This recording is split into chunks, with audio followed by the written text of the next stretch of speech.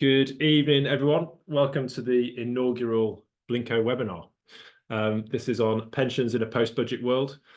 Going forward, it's something that we're intending to do every quarter, but we're absolutely delighted that you could join us for the very first one. So today's webinar will be focusing on the new pension rules that were announced in last year's autumn statement, Rachel Reeves' inaugural autumn statement.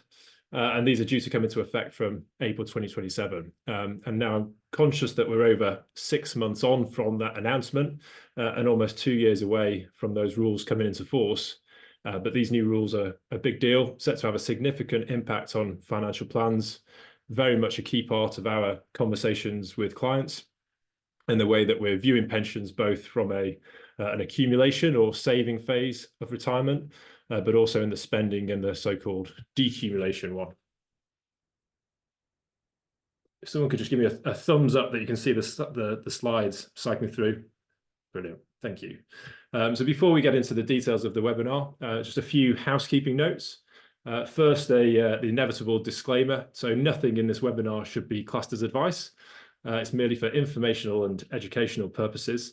That might sound like a bit of a cop-out, but advice is very much bespoke to your circumstances. So as always, if you'd like to chat through any of today's content and how this relates to your own financial plan, please let me know. For any existing clients on the call, this will naturally be a key part of our planning discussions over the next couple of years before the new rules come in. Second, please feel free to ask any questions throughout the webinar. You can post those in the accompanying chat. It's anonymous, and as always, certainly with pensions, there's no such thing as a stupid question, particularly given the Byzantine nature of the current pension legislation. And then third point is that my colleague Guy Davis is on the call and will be policing the chat. Guy has recently joined me at Blinko. He wears a number of different hats in his role, but would sort of fall broadly under operations manager. And he's looking at various different ways that we can both make our processes a bit more efficient, but also improve client experience. And we've got some really exciting announcements to come on that side of things over the next few weeks and months. So on to the webinar. Firstly, a recap of some of the key points that came out of the budget last autumn. As anticipated, there was a lot in there, but from our perspective, the three most significant changes that will impact our clients' financial plans and the way that we think about financial planning in general were as follows. So firstly, on pensions, these currently sit outside the estate for inheritance tax purposes, but that's all due to change from the 6th of April 2027. From then on, they'll form part of the estate and therefore liable to IHT. Second, capital gains tax. As was widely anticipated, capital gains tax rates increased, and that was effective overnight. These were aligned with the rates already in place on residential property. So the basic rate went from 10% to 18% on realised gains on investments. Those gains above £3,000 per tax year. For higher and additional rate taxpayers, the rate is now 24% versus 20% previously. I argued at the time that this was less bad than feared. There was a lot of speculation prior to the budget that capital gains tax rates would become aligned with income tax, so 20%, 40% and 45%. So on that basis, 18% and 24% didn't feel too bad, but inevitably an increase in rates all the same. And then finally, there was a major overhaul of business and agricultural relief rules, which also falls under the inheritance tax net. So currently, if you hold a qualifying AIM portfolio or any other business or agricultural relief qualifying asset, this is completely exempt from inheritance tax as long as it's been held for 2 years and as long as it continues to be held at the time of death. But from the 6th of April next year, so 2026, whereas the pension rules come in 2027, so from next April, AIM shares will only qualify for 50% relief, implying a 20% inheritance tax rate. And for any other BR or AR qualifying assets, only the first £1 million per person of qualifying assets will be exempt from IHT entirely. Any excess above £1 million will incur the 50% relief. So you'll be looking at a 20% IHT rate on that excess. And this is a massive topic, very relevant for business owners and farmers, which inevitably has been the focus of the media of late. And this could certainly warrant a separate webinar in itself.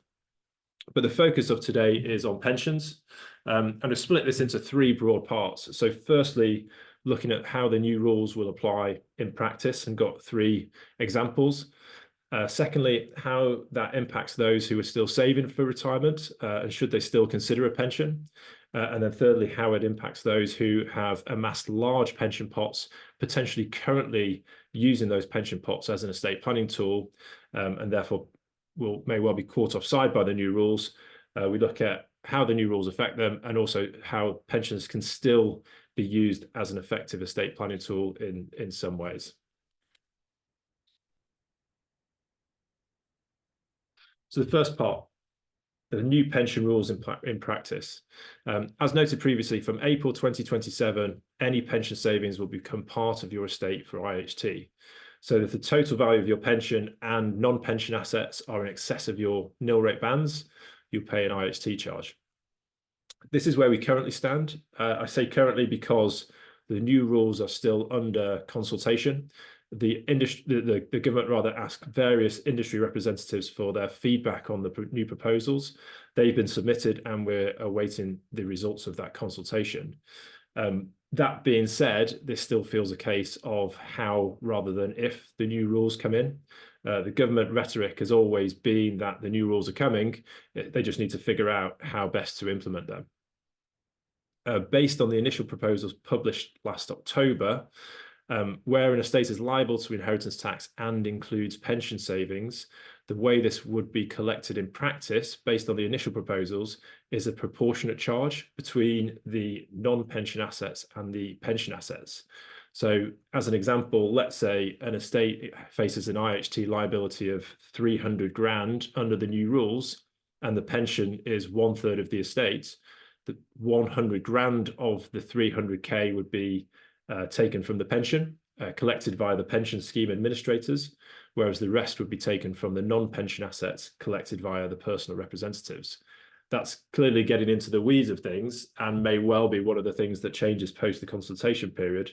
But one reason I mentioned that is that if you have lots of different pension pots, and each of those pension pots needs to essentially coordinate and pay an IHT liability, that could be subject to severe delays. So that would be a reasonable argument for making sure that in retirement, your pension savings are consolidated, because otherwise it could be a bit of a disaster.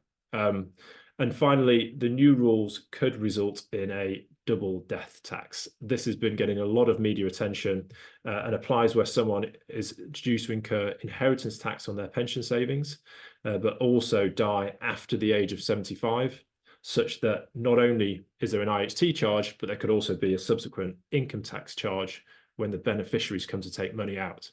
That will become more clear in one of the examples to follow very shortly.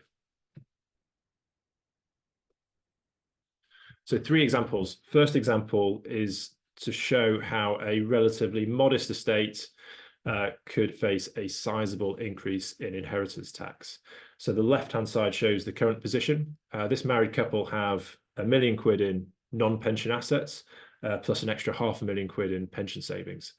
Under current rules, they pay no inheritance tax, and that's because their £1 million non-pension assets are covered by their available nil rate bands. So that's 325k each standard nil rate band, plus 175 grand each residence nil rate band, assuming that they have a property or the proceeds thereof to pass down to a direct descendant. So the first £1 million of their combined assets are IHT free. And also under current rules, the pension falls completely outside their estate for IHT, so no inheritance tax liability. The children would inherit the full 1.5 million quid on second death. Fast forward to April 2027, under the new rules, their excess estate is now £500,000 quid because the pension is inside their estate for IHT.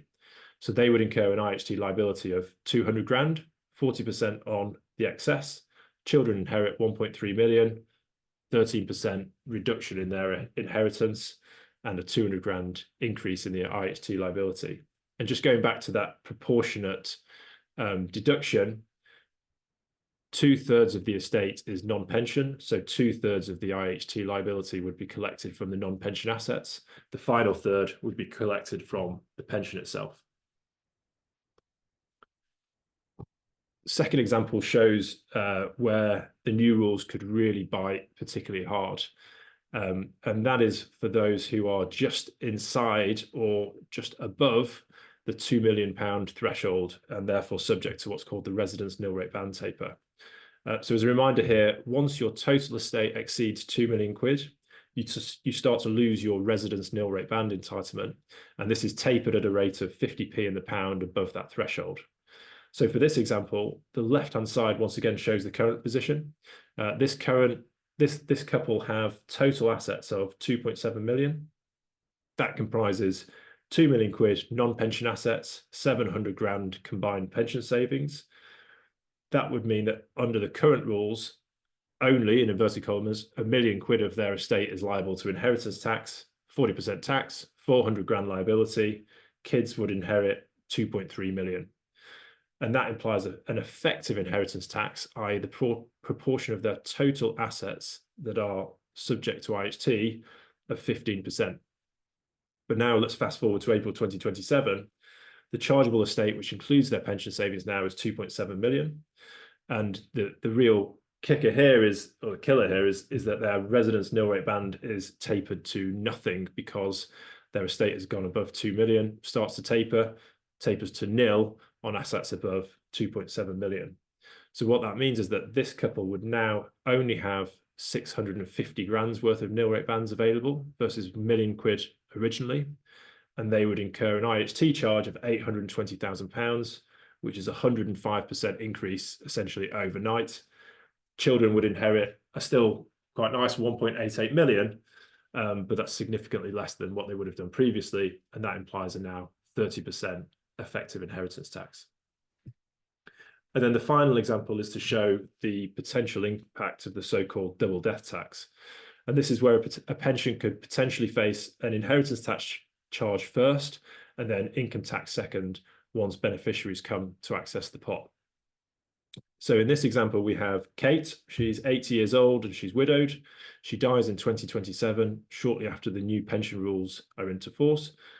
And she has a total estate worth £2 million, which includes £500,000 inside her pension. So on a £2 million estate, she will face a 400 grand inheritance tax liability. Under the proportionate charging rules, 100k, 1/4 of that will be taken from the pension. So her children would stand to inherit 400k in pension savings, the original 500 less the 100k proportionate charge.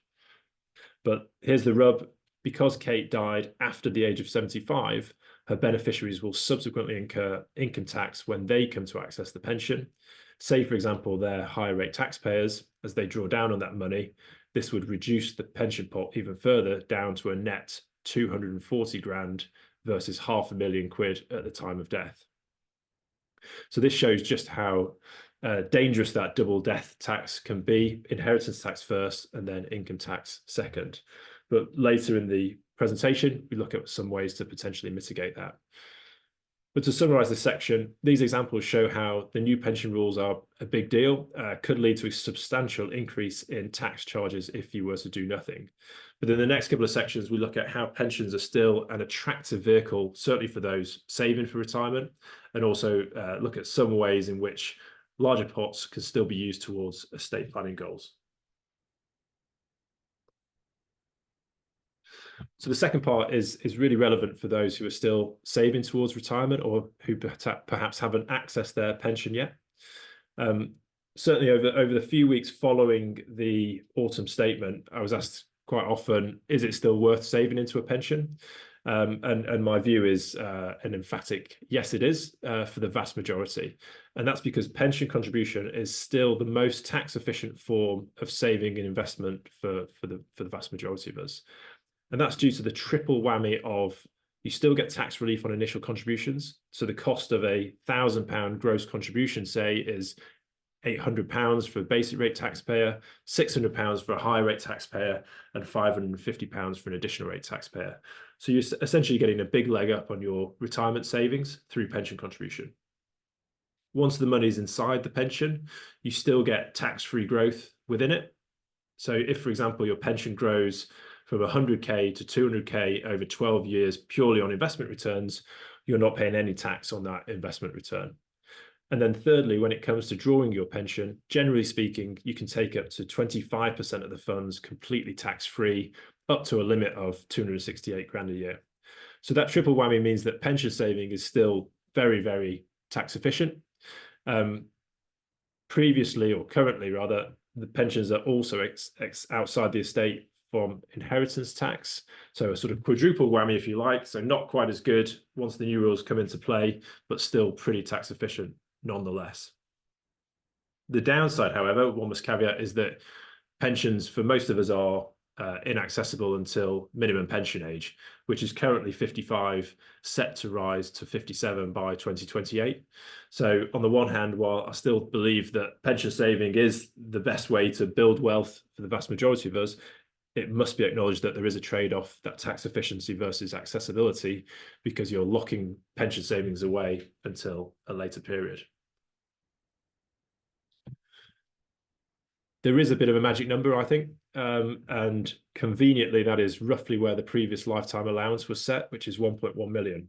And the point here is that I think an optimal pension pot at the point of retirement would be roughly 1 to 1.1 million pounds per person.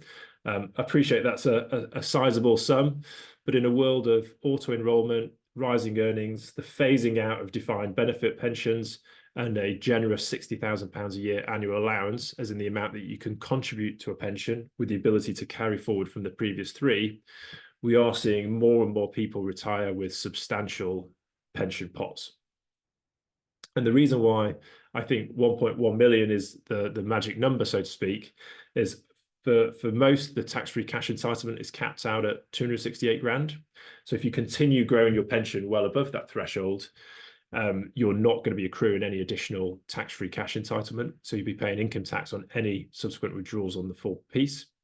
But also around that sort of figure, and assuming retirement, mid to late 60s, it's going to be difficult to extract an income from a pension significantly above that 1 to 1.1 million figure without incurring higher, if not additional, rate tax. So 1.1 million is the sort of sweet spot, if you like, because you're getting your maximum tax-free cash entitlement on the way out, but you've also got a pretty good chance, subject to other sources of income, but a pretty good chance of being able to extract all of your pension income as a basic rate taxpayer, so only at 20% tax. And that's again where pension saving can be super tax efficient, particularly if you're getting 40–45% tax relief on the way in, on the way out, 25% tax-free, and 20% on the residual. That still makes pensions the most tax efficient vehicle for saving and for retirement.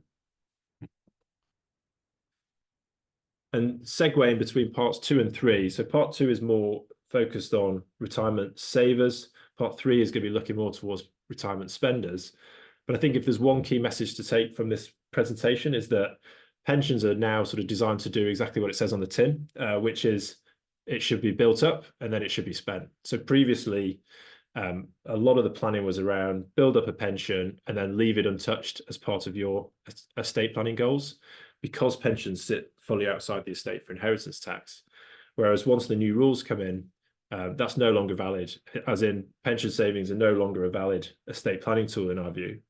And therefore the plan should be build up a pension because it's still tax efficient to do so. But once you hit retirement, then the play should be to spend down that pension. And actually, given the double death tax potential, then it sort of leapfrogs other sources. And one would argue that it should be spent first before other investments and cash surpluses, albeit ideally keeping within that basic rate tax band. As a side note here, we also think annuities are a relative winner from the new rules. Regular readers of the Blinko blog will know that I'm quite a big fan of annuities, and I really like the strategy of building an income floor using a strategy of phased annuity purchase, and then funding more bucket list aspirational goals from drawdown income and other sources. But one reason why annuities are a relative winner is that a counter argument to annuities is that they die with you, that the income ceases on your death, whereas any residual drawdown pots in comparison would be passed down. And that's still the case, but now that those drawdown pots are potentially subject to inheritance tax post April 2027 and income tax again, then that counter argument is a little less powerful. So we think annuities are a relative winner from this.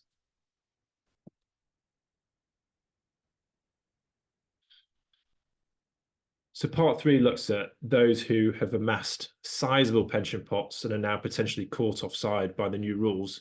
And we look at what might be done here and ways in which pensions can still form quite an effective estate planning tool. And the first option covered on this slide is to use your pension as a sort of gifting machine, if you like. Let's say, as an example, you might not need any extra income from your pension. It might be that your spending needs are covered from state pensions, previous annuity pensions, maybe some private defined benefit pensions, maybe some rental income and so forth. You sort of don't need your pension pot, but what you could now do is use that pension pot as a gifting machine. And what you could consider is to effectively manufacture an income surplus from the pension. And you could do that either through regular drawdown income or perhaps purchasing an annuity, and then using that now surplus income to make gifts to your loved ones. And where this can be particularly powerful is that those gifts are likely to be wholly and immediately exempt from inheritance tax because they'll be covered by a lesser known gifting exemption, which is the regular gifting out of surplus income. So as a side note there, most people are aware that you can give away £3,000 a year without any IHT liability and no 7-year rule. But what is often less well known is that you can also gift up to 100% of your surplus income, no IHT bill, no 7-year rule, straight out of the estate, as long as that gift meets 3 criteria, which are that it's regular in nature. Now that could be monthly, could be quarterly, could be annually. It must be made out of income, not capital. And it also must not impact your standard of living. So it must be made from a genuine surplus. But if you've manufactured an income surplus from your pension, then there's no reason why that shouldn't meet all 3 of those criteria. And you could take the pension income yourself and then give it away to a loved one. Better still, and conversation I've been having with a couple of clients, is that what you could do is not only manufacture surplus income from the pension, but rather than gifting that directly to a beneficiary, say an adult child, for example, you could pay it into their pension. And that can be really effective because you taking income from your pension means that you will pay income tax on that. That's unavoidable. You then make a tax exempt, IHT exempt gift to another beneficiary, but by paying it into their pension, they then get tax relief on that contribution. So in a way, the whole thing washes through. Whilst you pay the income tax and they get the relief, it's a really good way of offsetting that initial income tax hit on taking the additional surplus income. And that can be really powerful if a child is, say, a 40 or 45% taxpayer. And better still, it might even be the case where you incur 20%, so basic rate tax on the pension income yourself, paid into a child's pension, they're getting 40 to 45% income tax relief. There's actually a net benefit there. The other way in which pensions can still be used as an effective estate planning tool is taking an annuity and then using that annuity income to back into a life insurance policy. So considering this following example, we've got a 65-year-old and they've got £1 million pension, and they've been leaving that pension completely untouched as part of their inheritance tax planning goals. So all of their spending needs are met by other sources of income. So the pension is just there in the background, has previously been left untouched, last resort, should they absolutely need the money. When the new rules come into effect, they've now got a significant IHT problem. But what they could do is use, say, £500,000 of the pension savings to purchase an annuity. And I've assumed that's on a level basis. On current rates, as of yesterday, that £500,000 of pension savings would provide about 34 grand in gross annual income via the annuity. Assuming higher rate tax, so 40% tax, that would net down to 20,400. If they had a bit of headroom in their basic rate tax threshold, it'd be more like 27,000. But let's assume higher rate taxpayer, so 34 grand gross nets down to just over 20 grand a year net income. What they do next is they buy a whole of life insurance policy that would pay out a tax-free lump sum on death. As is standard, that life insurance policy would be written in trust, which means that it would be available immediately without needing to wait for probate, and certainly wouldn't be coming back into the estate for IHT. And actually, a £20,000 annual premium would insure them for about 1.2 million quid. So in this instance, they've used £500,000 pension savings to generate 20 grand of a year of net income. They've used 20 grand a year of net income to buy a whole of life insurance policy with a payout of 1.2 million. So the maths there look pretty good. The net effect from an inheritance perspective, so the kid's inheritance from the estate has been reduced by 300,000. And we arrive at that figure because they're no longer getting £500,000 of pension. That's been converted to an annuity. But once you take 40% IHT out of the mix, then £500,000 is actually 300 grand that they would now miss out on because the pension has been annuitized. But they'll now receive an insurance payout on death of 1.2 million completely tax-free. So day one, the children are potentially better off to the tune of £900,000, which looks too good to be true. However, there are indeed quite a few caveats to this. First and foremost, it depends on health. So those figures are based on standard terms with absolutely no health issues whatsoever. If there were any health issues, then there could be a disproportionate effect on the loading of the insurance premium, but also the annuity rate that is achieved. So it would have to be assessed on a case-by-case basis. But more significantly, the reason those maths look so compelling is that's on day one. The longer someone lives, the less compelling the sums become because you'll be giving up potential growth on the pension. So say, for example, that this person did nothing and just let their pension accrue, and let's assume a 5% a year after cost increase in the pension. If they survived a further 20 years, of which there is reasonable probability for a 65-year-old, then that £500,000 slice of the pension that they previously used to buy an annuity would be worth around 1.33 million or 800 grand after inheritance tax. So in this case, they'd still be better off, but far less so. And the longer they lived, then that gap starts to close.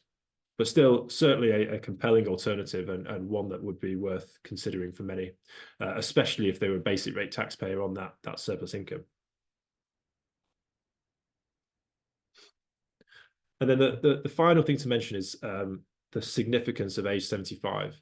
And this is true now, but even more important once the new pension rules come in from April 2027. And this really relates to that income tax treatment post 75, or the double death tax once the new rules come into play. So to recap on the current rules, if you die before the age of 75, appreciate a bit of a morbid topic, but if you die before age 75, then generally speaking, when your beneficiaries come to draw on your inherited pension, they can do so without paying any income tax. However, if you die after the age of 75, when they come to draw on the inherited pension, they will pay income tax at their marginal rate on any subsequent withdrawals. You can leave your pension to whoever you wish, and that is normally dictated via an expression of wishes that would accompany the pension. That's normally logged with the pension provider, whether that's AJ Bell, Transact, Fundament, whoever that might be. They will hold the expression of wishes on the platform, and then the pension trustees, who ultimately own the pension on your behalf, they will typically pay out the proceeds in line with the expression of wishes. So in terms of planning opportunities, a potentially good option is to plan around that age 75. So for those who are below the age of 75, it may well be that you provision for the pension to be left to an adult child or even into a discretionary trust. I think that's an area where we'll see a lot more active planning, potentially up to the nil rate band, so there's no inheritance tax on first death. But essentially, prior to age 75, such that there would be no income tax on subsequent withdrawals, leaving a pension to an adult child or into trust who can then access it income tax free, generally speaking, would be a pretty good option. That notwithstanding a surviving spouse who might need to access the scheme, but assuming that he or she is already well provisioned, then leaving it to an adult child or trust would be a good planning option, I think. However, I think the bigger opportunity is once you go through that age 75 threshold, and that's when income tax would subsequently bite on the inherited pension. I think good planning there would be to leave to a minor grandchild or grandchildren, or even into some form of trust structure, bare trust maybe. And the reason for that is because let's say there's a £500,000 pension pot, and that is left entirely to a minor grandchild aged 5, as an example. And the original policyholder was above the age of 75 when they died. That minor grandchild would now be able to extract pension income whenever they like, albeit it will be controlled by their parents or legal guardians. But the key is that they won't have any income themselves. So they'll be able to use all of their tax-free allowances. So for example, they'd be able to extract 12.5 grand each and every year without any income tax to pay because they don't have any other income. So the key point of this slide is just to be mindful of that age 75 treatment and to plan around that, and bear in mind that the expression of wishes can be changed at any point. So you can overwrite it at a subsequent time, and therefore there is certainly scope to plan effectively around age 75. And that is all. Thank you so much for listening. Guy, do we have any questions on the wires? We do have some questions, and just to mention as well, if we don't get to your question today, don't worry, we'll certainly get back to you by email or on a call. First up, George, will pensions still be transferable between spouses tax-free on death? Yes, yeah, I believe so. So yes, the background to that is for a couple, on the first death, the surviving spouse can inherit the entire pension, the entire estate completely free from inheritance tax. And our understanding is that pensions will have the same treatment. So let's say I get run over by the proverbial bus tomorrow, then my wife should be able to inherit my entire estate, and subject to once the new rules come into play, then pensions I believe will be subject to the same treatment. So they'll be IHT free on first death, only when it's passed down to the next generation, essentially, will you incur at IHT. Great, thank you. Okay, next, and I'd certainly agree with this one. The double death tax seems incredibly harsh. Do you think that's likely to change? There's certainly some lobbying for that. So I know that I think it's AJ Bell who are lobbying for that pretty aggressively. And so they're saying just get rid of the whole age 75 thing. If you're going to include pensions inside the estates, then that should be it. There shouldn't be this second layer of income tax charge. And a fair argument. I think a second level to that, there's also some who are suggesting that should also, in one fell swoop, get rid of inherited pensions altogether. So what that could look like is, and this is purely speculative at this point in time, but what you could potentially see is pensions could be passed on to a surviving spouse, but then it sort of stops there. Similar to an annuity. An annuity can pay a residual income to a surviving spouse, but generally speaking, cannot go beyond that. And I think that would be a reasonable argument as well, that for a pension pot, again, that proverbial bus comes along, the spouse can inherit the pension, but it would stop there, and then whatever's left in the pension is just paid out as cash. So there's no option to keep sort of cascading this pension down through multiple generations. And I think that would make a lot of sense. There's no official word on that, certainly not in the original proposals, but that sort of coincides with this lobbying to get rid of the double death tax. And I think one thing that you could see happen as well is that maybe pensions just get paid out as a complete lump sum on the death of the policyholder or their surviving spouse where they predeceased them. On the subject of kind of speculation about changes, we've got a question saying there's been speculation previously that tax-free cash entitlement could be reduced. Do you have any further thoughts on this? Yeah, I think that one always does the rounds. So whenever we head into the autumn statement or even the spring budget, the speculation that tax-free cash could could be reduced.